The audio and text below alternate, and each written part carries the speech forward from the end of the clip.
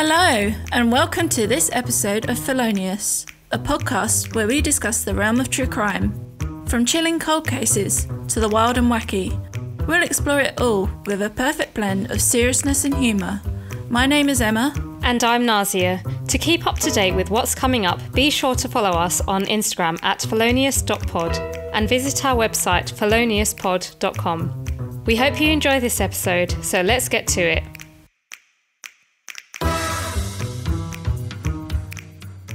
I'm using a new mic, so... Yeah, you've got a nice new setup. Yeah. You're like a bit more pro at this now. Yeah.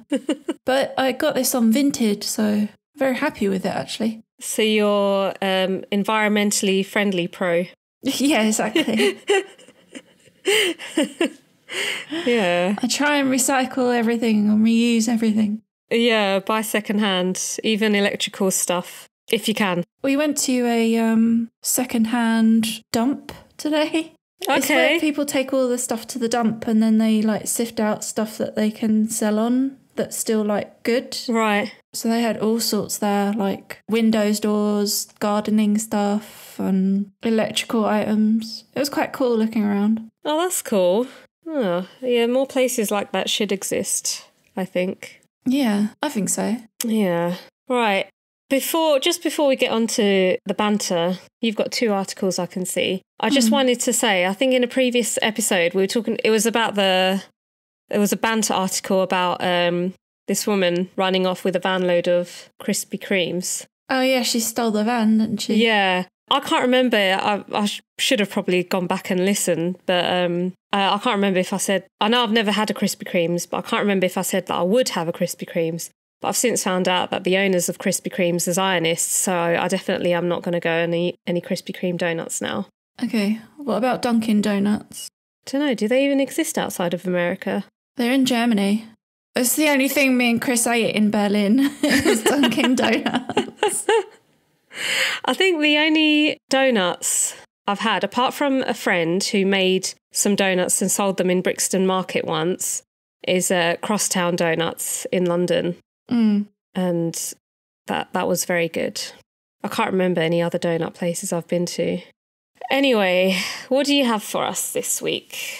I got two articles on crime. The first one, a drug dealer called Scott Brown was caught trying to smuggle cocaine by hiding it inside a table. Okay.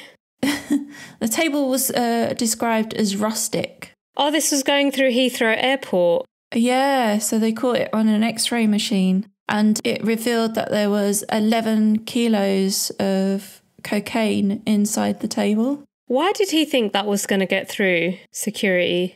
I guess you wouldn't think someone would hide that in a table. I don't know. But it still would have gone through an X-ray machine, wouldn't it? I don't know. I don't know if everything gets X-rayed or if it's like every number of items doesn't get X-rayed. I don't know. Right. Do you know what I'm trying to say? Yeah, no, I get what you're trying to say. But anyway, he was sentenced to 7 years and 6 months for that. This is in the UK at Heathrow Airport. And it was from Costa Rica. Yeah, came from Costa Rica and it was sent to his home address in London. But obviously he didn't get there because it was caught by airport staff. That's a lot of cocaine. Yeah, worth almost £1 million. Wow. Which is a lot of dosh. Well, he's got 7 years now. Did I tell you about there's a vegan pizza place in London called Purezza, and one of their staff got pulled over at the airport coming back from Italy because he was transporting flour back for the restaurant and the security thought it was drugs. My mum, she was taking this bag that she'd bought off the boot sale and she'd washed it, obviously because it was secondhand. And she took it on holiday with her. I can't remember where she was going, but she went through airport security and they did like a random drug search with those swab things. Yeah. And they did it on her bag and it showed up as having cocaine in it or heroin. I can't remember which. Oh my God. But apparently the washing powder that she had used made it show up as cocaine or heroin because there's something in there's like a substance that's similar to what is in cocaine or heroin. That's so bizarre. I know. I wonder what brand of washing detergent that was. I don't know. I just find it funny that they believed my mum. I mean, she's not. Yeah. She doesn't use drugs. I mean, whatsoever. she's not a drug smuggler or drug consumer anyway, but that's quite funny. Whereas, like, someone told me about this really old man who had quite a big bag for his size. Yeah. And someone waved him through, but another guy was like, nah, he looks sus. So they pulled him aside and they opened his bag and they found that it had a false bottom and there was like tons of cocaine in it. Wow. But this guy just looked like a grandpa, like a normal old guy. Yeah. You wouldn't suspect it. Maybe he didn't know. Maybe someone packed his suitcase for him. Possibly. I don't know. Mind you, some old people can be very sneaky.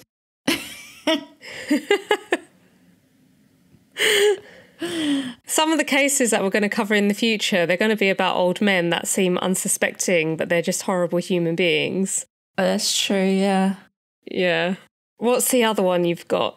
Oh, from the weird to the even weirder. Thefts at historic English sites on the rise. Historic England have put out a warning that there's a massive problem. Like, people are taking, bricks from walls and just like valuable material that's been like there for years. So they're going to like ruins and old buildings. Not even like ruins. Like, they'll go to a bridge and take like a stone with like the date it was put there. And what are they going to do with it? Just put it in their back garden? yeah, probably use it as part of their patio.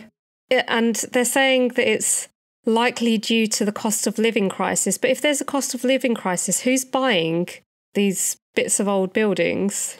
The thing is that they're like building material. Right.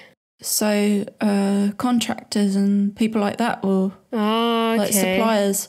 But there's a big theft of lead, which is quite valuable at the moment, apparently. From they're stealing it from churches, from the roofs of old churches. Oh dear. Yeah, not good. This cost of living crisis is causing all sorts of weird thefts, isn't it? It seems like, especially in Britain, like... Yeah, that's what I was going to say. Like, everything's valuable now. Yeah, there's like a lot of opportunists. They need to put security. They need to put everything behind security lockers. Yeah. If you find an older £5 note on the floor, it's probably still worth £5. Yeah. Or a bit more now. Yeah. Anyway, let's bring the tone down a bit, shall we? Oh, yeah. That's what we're good at. I know. So, what are we discussing today? Oh, yeah, it's me, isn't it? Sorry. In today's episode, we will look into one of the most notorious figures of the Yugoslav Wars, Ratko Mladic, also known as the Butcher of Bosnia. We'll take a look at his role as military commander in the Srebrenica massacre, his capture and trial of this infamous war criminal. We will explore the events leading to his arrest, the complexities of his trial at the International Criminal Tribunal for the former Yugoslavia, or ICTY for short, and the legacy of his actions on the Balkans region. So there'll be discussions around violence, including genocide, war and rape, and just the usual swearing, mispronunciations. Yeah, so now we're both going to struggle with pronunciations in this episode because neither of us are very familiar with Balkan names. So do forgive us. We'll try our best. We watched 2 documentaries, so hopefully I'll remember how they pronounce certain names in those. Yeah, I don't. So the first one was the Frontline documentary, wasn't it? Yeah. The trial of Ratko Mladic. And then we've also watched the Al Jazeera, I think it's Al Jazeera, it's on their YouTube channel anyway, People and Power documentary, Chasing Mladic, The Hunt for the Butcher of Bosnia. And then we've had various news articles as well informing the events that are going to be discussed in this episode. As always, they're listed on the website anyway. Yep, yeah. So just to give a background on the Yugoslav Wars, the Socialist Federal Republic of Yugoslavia was established by its dictator Josip Broz Tito in 1945. It was formed by 6 republics: Serbia, Croatia, Bosnia, Herzegovina, Slovenia, Montenegro and Macedonia, plus 2 other regions, Kosovo and Vojvodina. Tito aimed to unite all ethnicities and religions of the republic under the slogan of unity and brotherhood. When Tito died in 1980, the republic started to crumble. Rising nationalism led to the republic's breakup in 1992 and the wars of the 1990s. Croatia and Slovenia declared independence in 1991, and Bosnia and Herzegovina did the same shortly after on the 3rd of March 1992. Days later, violence broke out. So in Slovenia's case, the declaration of independence didn't actually result in violence or any significant violence. However, Croatia's did, and the other regions. Alongside the wars, other atrocities took place, such as ethnic cleansing, mass displacement and systematic rape. The conflicts had been described as Europe's deadliest since World War II. Bosnia and Herzegovina's population consisted of 43% Muslims, 31% Serbs and 17% Croats. The Serbs were against independence and declared a breakaway republic inside Bosnia called Srebrenica. The Bosnian government declared a state of war. Ratko Mladic was the chief warrior of the Serbs. During the 1990s, about 4 million or more people were displaced due to wars that took place in the former Yugoslavia. It is thought that approximately 130,000 people were killed. The International Court of Justice was set up by the United Nations in 1945 to bring alleged perpetrators of war crimes to justice. In this case, 161 suspects were indicted. Half of these were found guilty, some were acquitted, and some died before being prosecuted. So Ratko Mladic was accused of organising the genocide of more than 7,000 Bosnian Muslim men and boys in Srebrenica. This was considered the worst atrocity in Europe since the Second World War. When the war ended in 1995, Mladic went into hiding for 16 years. He was Europe's most wanted war crime suspect. On the 11th of July, 1995, Mladic and his army took over Srebrenica. There is video footage in which Mladic says that the time has come to take revenge on the Turks, i.e. Muslims, in the region. After this, Mladic and his forces murdered thousands of Srebrenica men and boys. Lead prosecutor Peter McCloskey referred to this event in the court case, which is in the Frontline documentary, and it looks as though Mladic is about to smile when McCloskey mentions the number of people murdered. Srebrenica was meant to be a protected area under the UN by Dutch peacekeepers, but Mladic's forces had no opposition and took over the town with little resistance as the peacekeepers were ignored and overwhelmed.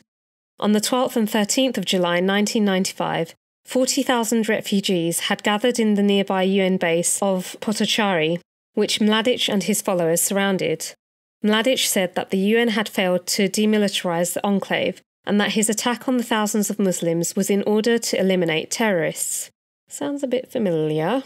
Are you referring to Kabuga or...? No, I'm referring to Netanyahu. Oh, that guy. Yeah, that guy. There is footage of Mladic reassuring civilians, saying those who want to stay can stay, those who want to leave the territory can. However, in the days that followed, men and boys were separated from their families to be systematically murdered. In July 1995, the International Criminal Court issued an arrest warrant for Ratko Mladic for genocide and war crimes against humanity. Again, when has this not happened before, hey? The Frontline documentary shows a video from January 1996, shortly after the court ruling, where Mladic declares, "I am a commander of the Republic of Srpska and I am a defender of my people. I am not a criminal. Tell that to Reuters. Those who write it, they are the criminals and those who started this war." Almost a year after the indictment, US troops tried to arrest Mladic, but he was protected by the local community. After 2 hours, they retreated empty-handed. A captain of the Bosnian Serb army, nicknamed by Mladic as Long Gun because of his sniper abilities, was secretly filmed for an interview, so this is shown in the People and Power documentary. At first he was resistant, but after a few drinks he opened up, saying that the courts tried to bribe him to turn his back on Mladic. Inside his home, he had walls covered with pictures of his heroes, including Mladic and Radovan Karadzic. They were good friends. So Radovan Karadzic was a political leader at the time who was very chummy with Ratko. Mladic was able to evade arrest for 16 years because of the support he had from people like Long Gun. Mladic was attending military ceremonies openly years after the massacre. In 2001, Goran Petrovic, the head of the Serbian Secret Service, made his move with his team, who had located several war criminals, including Mladic. They arrested 3 of them and tracked Mladic to Valjevo. Mladic was travelling through Serbia like normal. The Secret Services monitored his phone calls.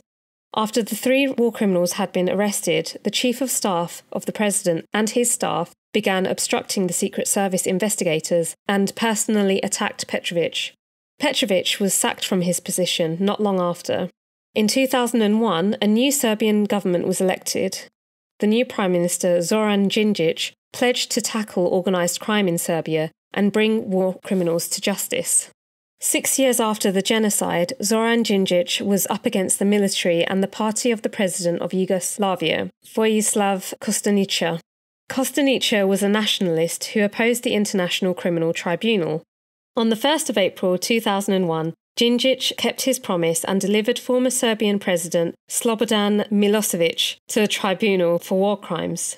He also promised to deliver Ratko Mladic to the then prosecutor at the ICC.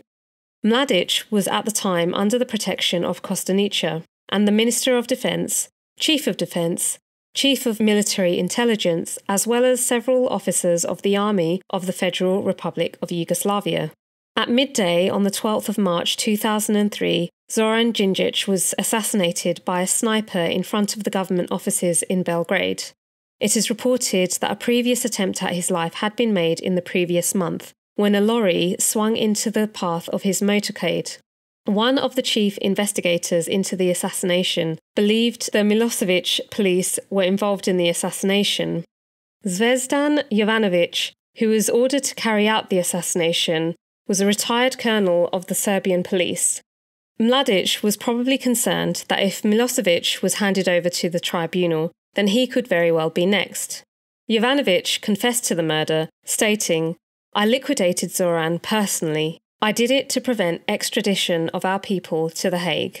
In 2003, 8 years after Mladic's indictment, the police finally made a move after there was international denunciation of Djindjic's murder. On the 13th of August 2003, in the Republic of Srebrenica and the Serbian part of Bosnia, the police carried out a raid during Mladic's mother's funeral.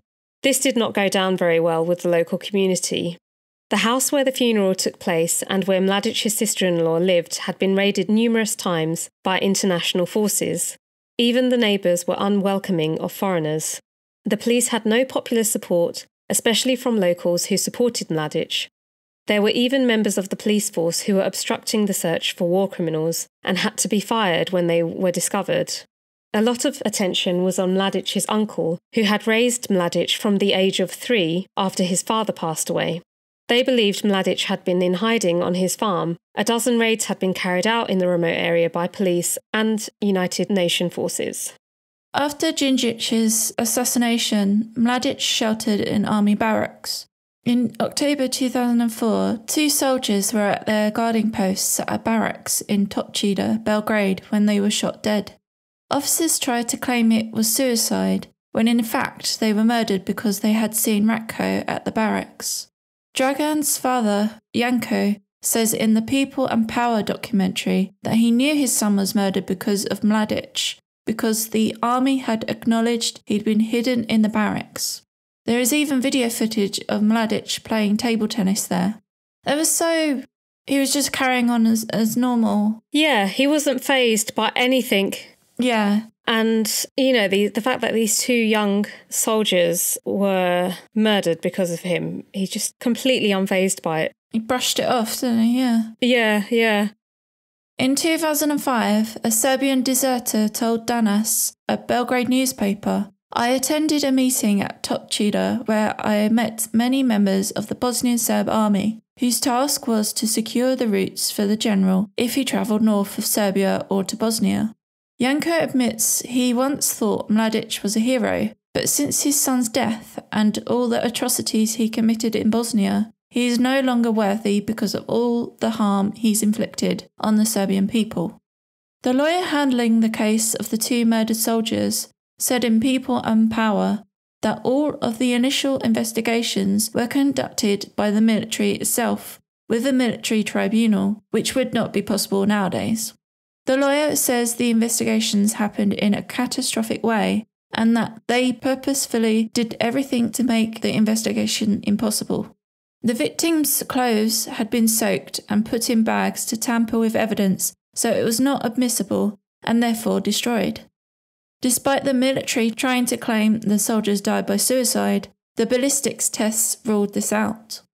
The investigation was then taken over by independent experts with backing from the FBI.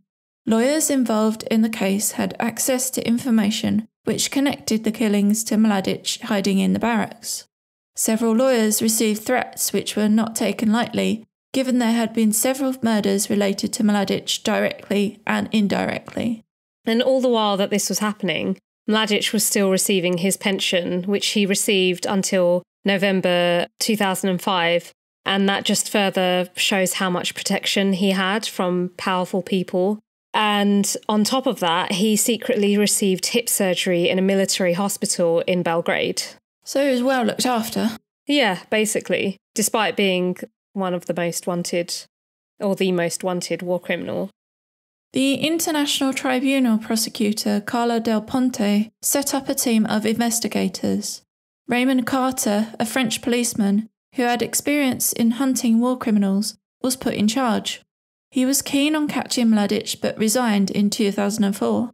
He managed to track down Mladic as well as other war criminals, but faced obstacles in arresting them. He resigned after one of his last attempted arrests in Belgrade, in which he was at the building where the suspect was waiting for the signal. However, he was told to withdraw because it was not politically correct. Clara Del Ponte and her team arranged a sting operation to prove that fugitives were being protected by those in power. The International Tribunal were after another war criminal, Goran Hadzic. They located him in 2004 and issued an arrest warrant for him to the Serbian ministry in Belgrade. On the 13th of July, he received a phone call tipping him off, and investigators captured a photo of him fleeing, which proved Serbian politicians were protecting war criminals. International pressure then intensified, and Serbia would not be permitted to join the European Union until all war criminals were arrested, particularly Ratko Mladic. And this Goran Hadzic guy, he was the last person indicted by the International Criminal Tribunal to be arrested. He was captured in July 2011.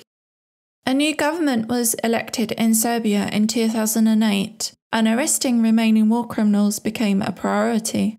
On 21st of July 2008, Radovan Karadzic was arrested after having lived in the heart of Belgrade.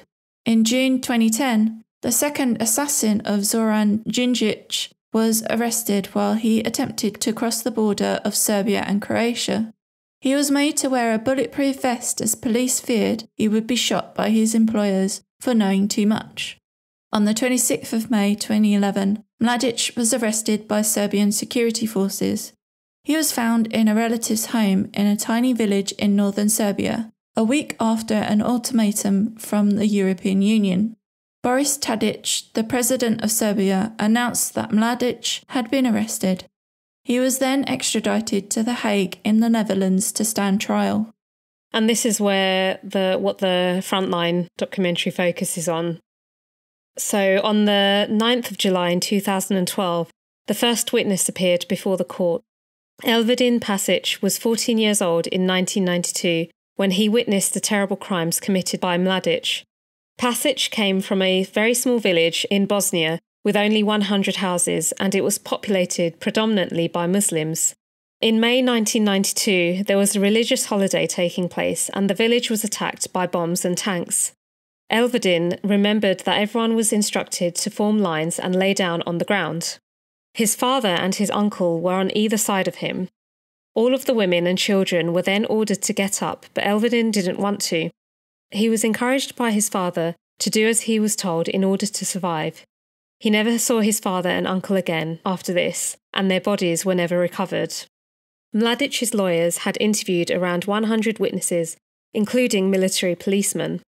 His lawyer, Branko Lucic, said that his parents were in a Serb-held territory that was bombed every day. He said they were protected by Mladic and his army during the war. No wonder he wanted to represent him. Mladic suffered from a heart attack and 2 strokes while he was in hiding. His lawyers said they would not allow him to testify due to his health, and Mladic said the whole process was biased against Serbs. The prosecutors on the case were Dermot Groom and Peter McCloskey.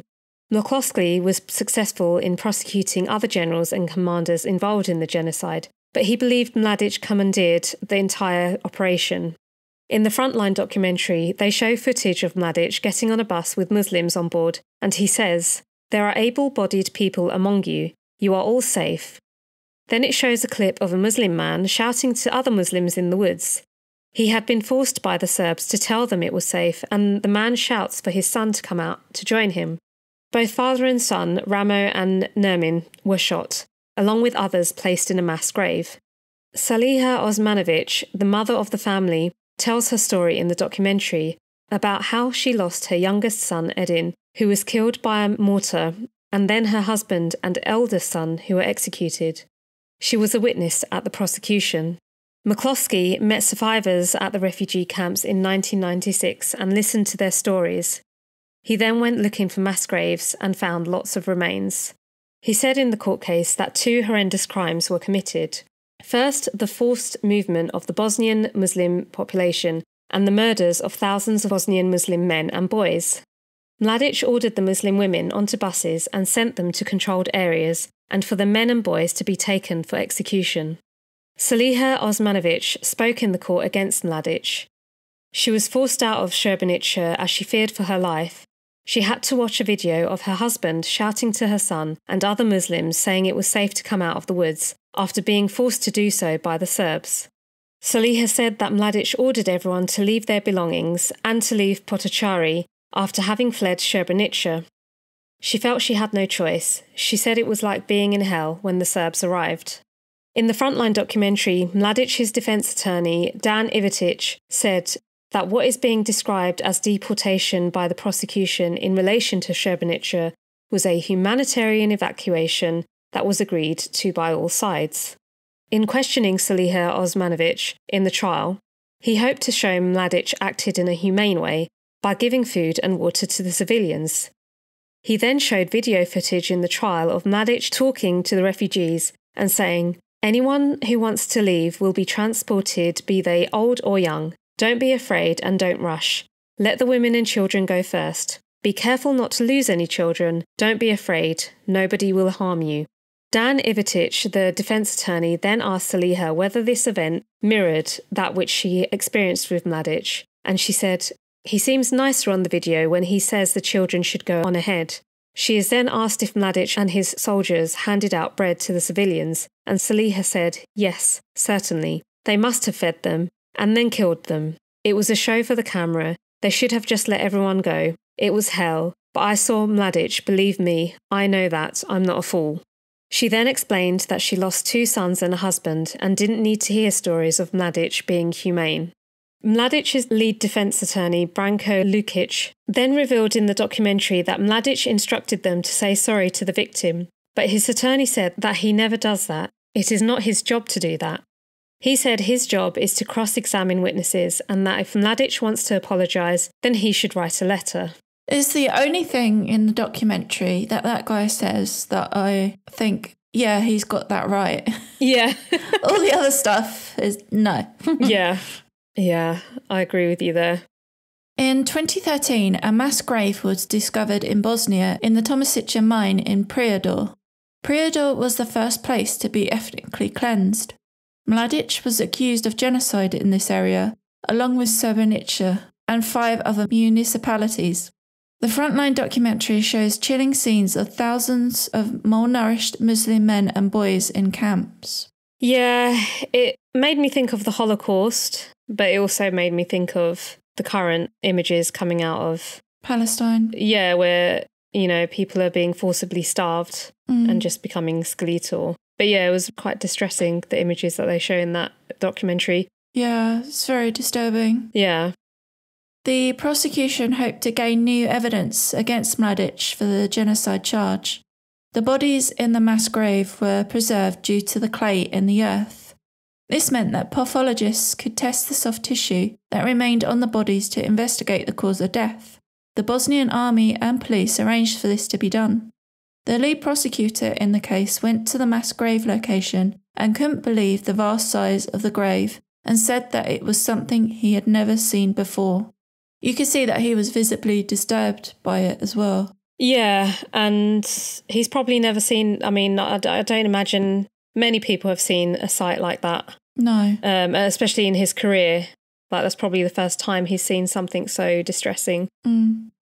The documentary shows crime scene technicians washing the remains of the victims they found in the mass grave to remove soil and other dirt. The bodies were then laid out on stretchers. A forensic pathologist, Dr. John Clark, explained to the prosecution at the scene that the cause of death for most were high-velocity gunshot wounds to the back of the head, with most of them being targeted wounds. The bodies found were of women, children and men. The court had to decide whether to allow the prosecution to use the new evidence found at the mass grave at trial.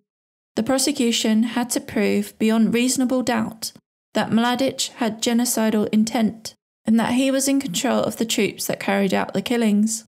The prosecution had evidence to show that Mladic and his army had control of the mines diggers and dump trucks at the mass grave site. The prosecution had video evidence in regards to the genocide in Srebrenica. This included videos of Mladic talking with Muslim inhabitants in the days leading up to the genocide, where he tells them he will let them live if they lay down their weapons.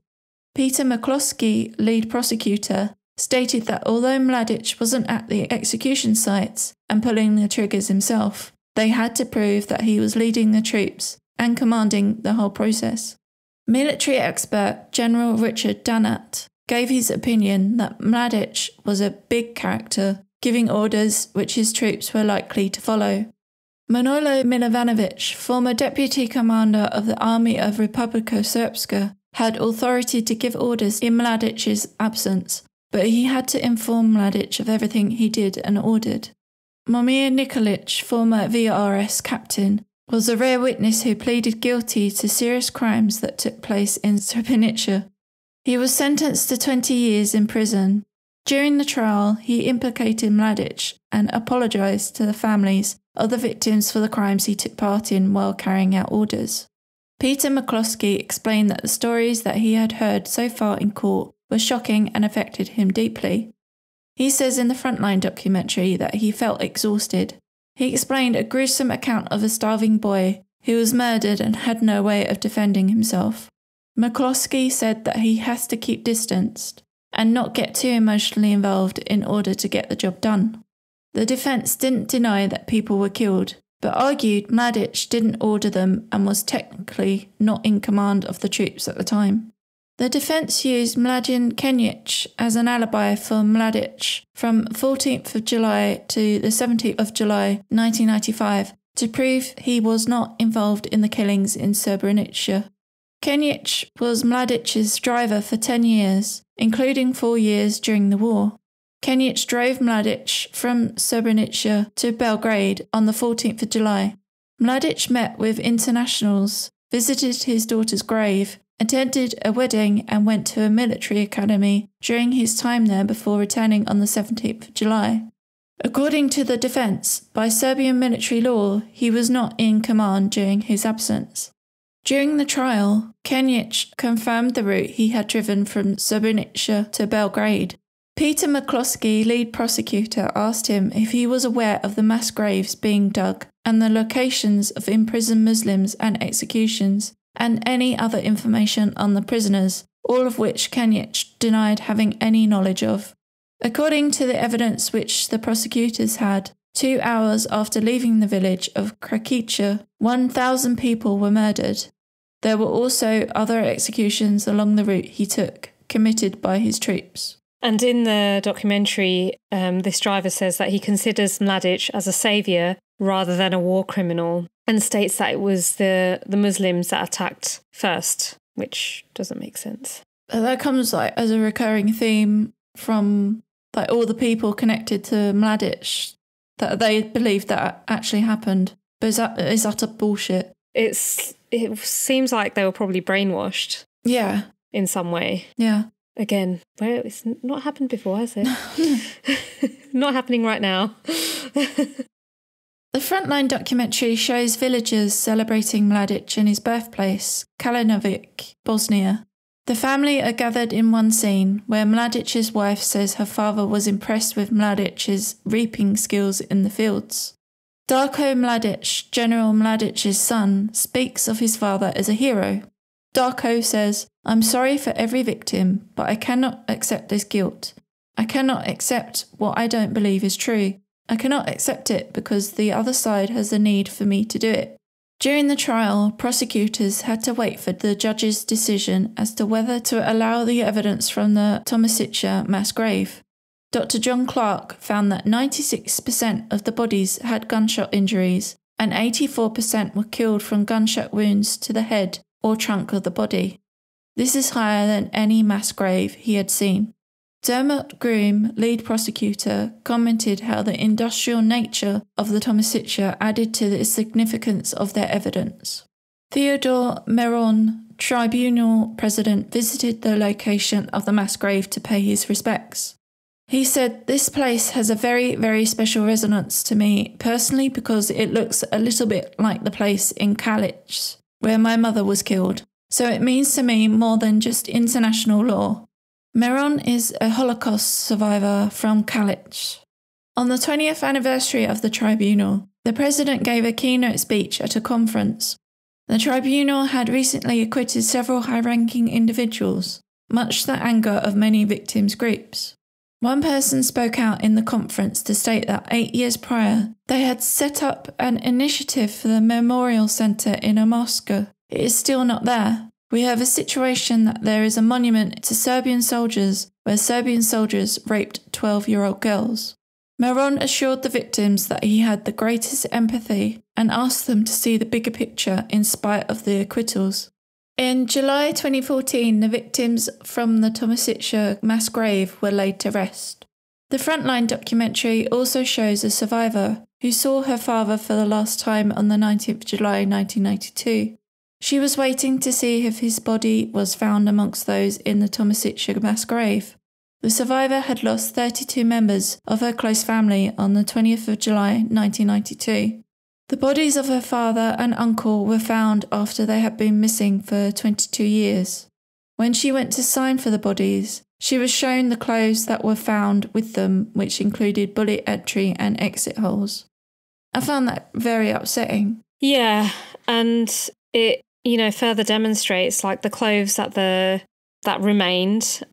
They were wearing ordinary clothes. It's not like they were militia or army. They weren't a threat to anyone. They were just ordinary civilians. There are no defence. Yeah, and it must be quite distressing, not only, as a family member, not only do you retrieve your loved ones' bodies over 2 decades after they've gone missing, but you actually see in the skeleton, in the skull, the bullet wounds.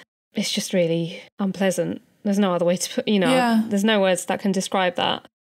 On the 23rd of October 2014, the court approved the prosecution's submission of evidence from Tomasica, leaving the defence very little time to find their own evidence. This was a huge blow to the defence. Branko Lukic, the lead defence attorney, described it as a David and Goliath situation, as the prosecution had a whole system behind them, including more lawyers and investigators. The defence went to look for witnesses in Banja Luka, near Prijedor, to help argue their case that Mladic's troops were not at Tomasica. They met with one individual who said he never received orders for his troops to bury bodies, However, when he was asked to testify, he asked not to be involved. The defence therefore wanted to argue that the prosecution against Serbs should be considered in the trial. They argued that the Serbian population wanted revenge against the Muslims. So during World War II, Yugoslavia was occupied by the Nazis and Serbs were put in concentration camps. Croatian fascists supported the Nazis as well as some Bosnian Muslims who were sympathetic to the fascist cause. So I guess this is the angle that the defence were trying to make. After 2.5 years, Dermot Groom, the lead prosecutor, had to leave the tribunal for personal reasons. He was replaced by Alan Teager, whose parents were survivors of the Holocaust. Mladic was charged with 7 different massacres which took place across 6 days in Prijedor in 1992. More than 1,000 people went missing and no one was convicted of genocide in Prijedor or anywhere else. During the trial, the prosecution showed a slide which showed the difference in the Muslim population in various locations between 1991 and 1993. In 1993, the Muslim communities were practically non-existent. Ian Hansen, forensic archaeologist, presented at the trial in June 2015. He assisted in the excavation of the Tomasica site in 2013. He confirmed at the trial that 3 separate graves were discovered. He also explained that the bodies discovered were well preserved, which indicated burial quite soon after death. Dr. John Clark, forensic pathologist, explained the cause of death for the majority of people were gunshot wounds, a high number of which were to the head. A common finding was bullet wounds to the back of the head. The clothing found on the bodies were described as ordinary clothes, mostly casual clothing, as I mentioned earlier with the eyewitness who was reunited with her deceased family. Miodrag Stojanovic, defence attorney, had a high-ranking witness from Tomasica who claimed the orders were from the local police force. The defence were hoping for more witnesses. Ostoja Marjanovic, former director of Tomasica mine, he was a witness at the trial and claimed to have no knowledge of the Army of Republika Srpska's involvement in the Tomasica burials. He claimed to have never met Mladic. The prosecution showed the witness a photo which included him and 3 other men, 2 of whom were Muslim from before the war. They wanted to highlight that it's impossible for a community of 15,000 Muslims to disappear unnoticed. Marjanovic would have known the massacres were occurring where he lived in Prijedor. Later in the documentary, Marjanovic says, "How could I not know? I deliberately avoided knowing about certain things so as not to suffer repercussions. They threatened me with death. The chief of police threatened to hang me when I opposed him. I did everything I could to save my family. My colleagues, engineers from the mine, were killed in Omaska. Innocent people. That causes me pain." Do you think that's possibly why some people still support them, because they've had death threats and other threats from the police? Yeah, they're probably still scared.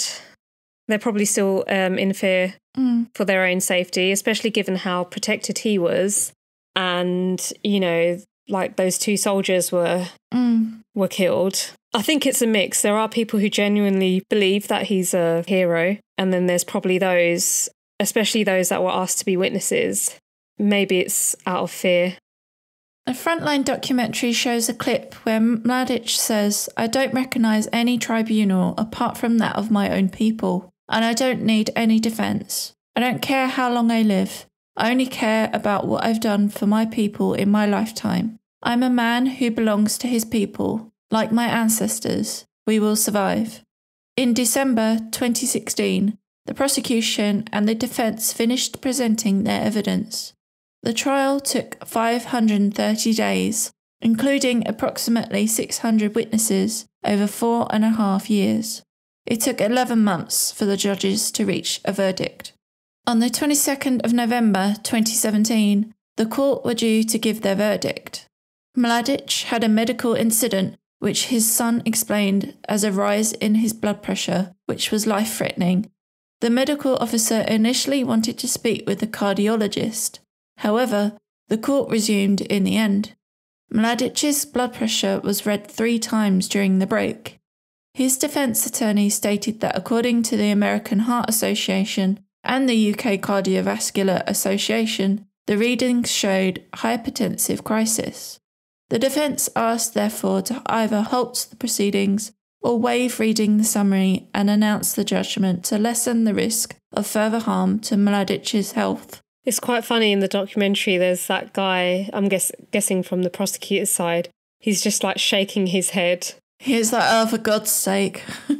He's like, the American Heart Association, and according to these associations, this is life-threatening. It was like, oh, yeah, whatever.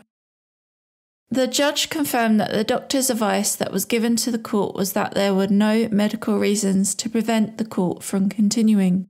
Mladic stood and declared, "Everything you've said is nothing but lies." He was repeatedly asked to sit down, but continued, "You make wars around the world. You're liars, NATO motherfuckers." He was asked to be removed from the courtroom. He watched the proceedings from a holding cell. He was charged with 10 out of 11 counts. The count he wasn't found guilty for was count 1, genocide in Prijedor and other municipalities. However, he was found guilty of ethnic cleansing there, and it was determined that his troops were present in Tomasica. As the prosecution understood, count 1 didn't meet all the legal elements for a genocide. He was sentenced to life in prison. His son called the sentence a great injustice. Over the 24-year existence of the International Court of Justice for former Yugoslavia, 116 alleged war criminals have been prosecuted. This was the biggest war crimes tribunal since Nuremberg. Yeah, I'm sorry to keep bringing it up, but I can't wait for the day that this happens with Israel. After the 75 plus years of war crimes they've committed, let alone the genocide that's been happening in the last 6 months. But as with this case and with Kabuga, it's not going to happen anytime soon. Yeah, exactly. It's always going to happen. And there's always going to be people supporting them and protecting them. Yeah, and the other one in Nepal, Pol Pot. In 2023, the UN increased the prison sentence of 2 former Serbian security officials. Jovica Stanisic, former head of Serbia's State Security Service, and Franko Simatovic, a senior intelligence operative, were both convicted in 2021 for training death squads responsible for ethnic cleansing during the breakup of Yugoslavia. Their sentences were lengthened from 12 years to 15. Both men were key allies of ex-President Slobodan Milosevic. That is a very short episode, but very grim. Yeah, very distressing. But I'm glad they caught him and that he's in prison for the rest of his life. Yeah, definitely. And apologies again to any Balkan, Serbian, Bosnian, Croatian listeners yeah, who are offended by our pronunciations. Yeah, it's crazy, like off air when we spoke about this, like we've had school friends who would have moved to the UK after living through war. And a very good friend of mine who's from Croatia, she speaks often about having experienced war in her life. And like we didn't know about any of this when we were like growing up. Well, yeah, probably not to the extent that they knew about it, but I mean, I did know that war was going on there. Yeah, I knew there was a war going on, but I just didn't understand it. No. Like, because obviously in our education system, it's all about World War II and that's it. Yeah. But yeah, it's quite shocking looking at it as an adult, how much you kind of ignored as a kid. But yeah, I mean, you don't have the intelligence then to realise what's going on. Yeah, or even as a young adult, like, you know, as well as friends who are from Croatia, I've had colleagues, like one of them, an old colleague, when you asked him where he was from, he never really straightforwardly answered which part he was from, but he would say, I'm from the former Yugoslavia. I don't know if that was just him being cryptic, but it's just like, you understand that something happened, but you don't really understand what happened. But yeah, it's just like, just imagining like this whole population and there's nowhere for them to flee, you know? Yeah. They were completely surrounded. Like, you just can't imagine. Oh, well, you can imagine because it's happening now, just in a different part of the world. But, you know, history just repeats itself, doesn't it? Again and again and again, yeah. Yeah. and again. So yeah, that was quite a nice and grim episode. Yeah, it was. I don't think we'll be doing a genocide one anytime soon. Yeah, let's not. Let's just stick to other cases that are just as grim. But yeah, we probably won't touch on anything political. I meant to say, sorry. Yeah. Srebrenica. Yeah. I think it's the mayor there is a nationalist. Oh, really? And he is in great support of what Mladic did and doesn't recognise it as a genocide at all. And he's not the only one who's currently a part of his circle that believes that it didn't happen. I'm not surprised. I mean, the level of protection that this man had, 16 years, he was protected. And, the first government that tried to, promise to deliver him to The Hague, he got blooming well assassinated. And that's quite a scary... Yeah, that's a man with a lot of power. Yeah, with a lot of support and a lot of power. So, yeah, well, we don't have a next episode to announce. No. Because we're going to have a little break. We're taking a season break. We've got a lot of life episodes happening. Yeah. Life has caught up with us. Yeah. No, we need to, we're going to have a break. It's going to be 3 months, maybe. Yeah. Don't forget us in that time.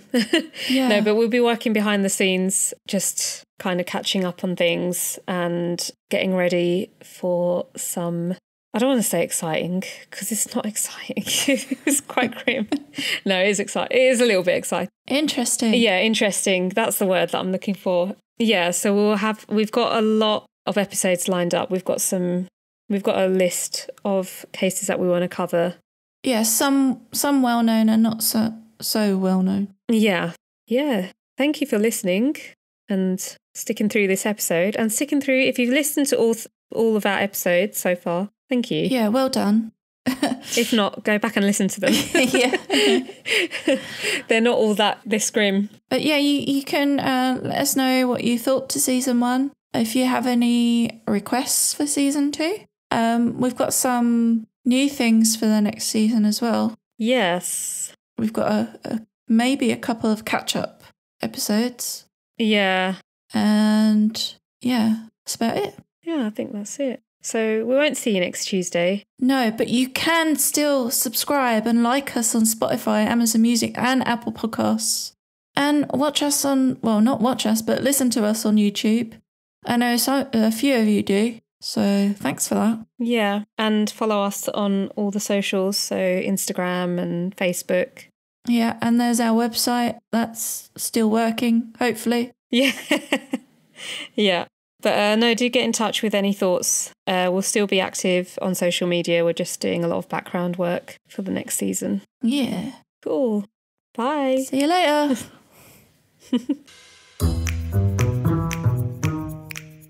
Thank you for listening to the show. We hope you enjoyed this episode.